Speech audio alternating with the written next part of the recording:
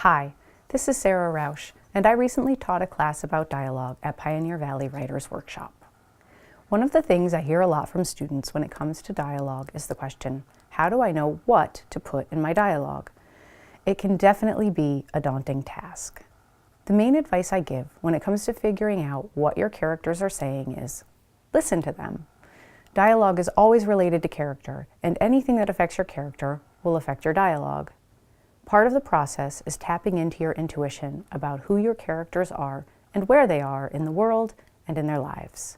For instance, a character who just found out her cat died will respond much differently to a scene than the same character on the day she gets a pay raise.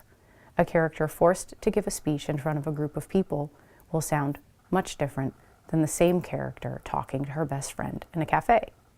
So part of crafting effective dialogue is really tapping into your character's physical, mental, and emotional lives. If you keep in mind the originality of each character, how they speak on the page should sound unique to them within the story.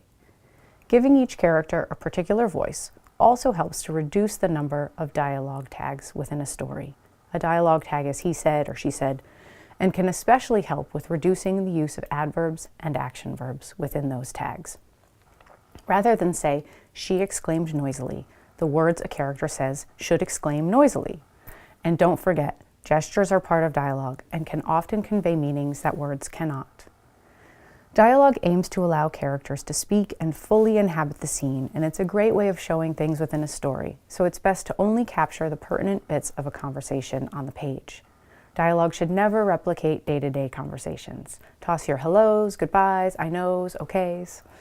It helps to remember that good dialogue is conversation elevated to an art form. Anne Lamott says in her wonderful book, Bird by Bird, good dialogue gives us the sense that we are eavesdropping, that the author is not getting in the way. What do you want to overhear being said between your characters? That's a wonderful place to start.